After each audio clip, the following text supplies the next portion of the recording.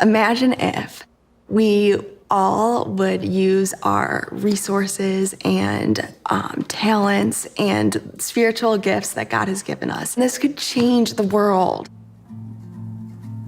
Having grown up here and getting to experience Celebration of Hope in just every stage of my life, in middle school and high school, and then throughout college, it's just so cool to see how God was already working in my heart and already had a plan for me to be part of Celebration of Hope one day.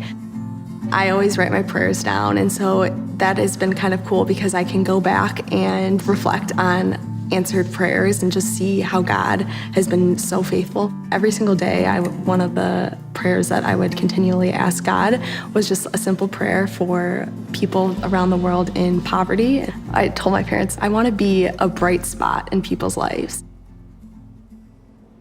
In 7th grade, when I came into Elevate one morning, there was a guy that was talking about slavery, and it felt so unjust and not fair.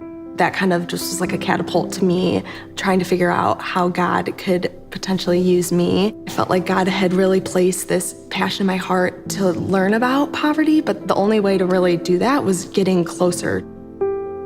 I was on a serving trip to South Africa with Willow my junior year of high school. Specifically, we were working with kids that had been orphaned by HIV/AIDS. And there was a little girl who was about 2 or 3 years old, and she was just kind of by herself. I picked her up and she just clung to me. I had to put her back down where she was living in this house and just on the dirt floor. And I got to go back to such different circumstances. My time with her was kind of the first time that it was tangible. It felt so unfair. I guess it just makes me feel like I still kind of feel like the weight of her situation and my situation, and kind of how, moving forward, how do we reconcile that?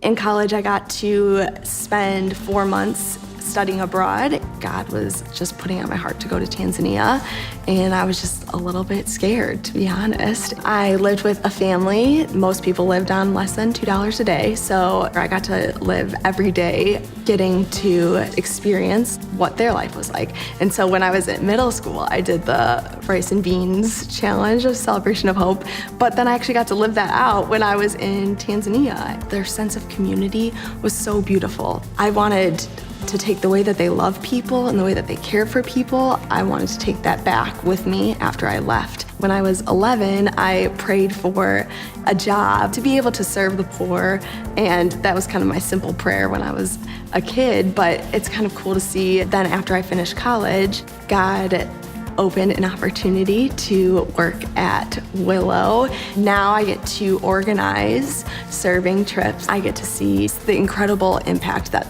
the local church gets to have.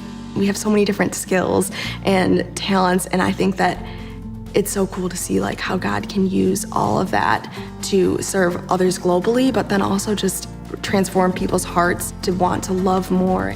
And so that can just affect our just day-to-day life and the way that we love people here in South Barrington. God has us a part of this story, and each one of us has a specific role in this story. We are the plan.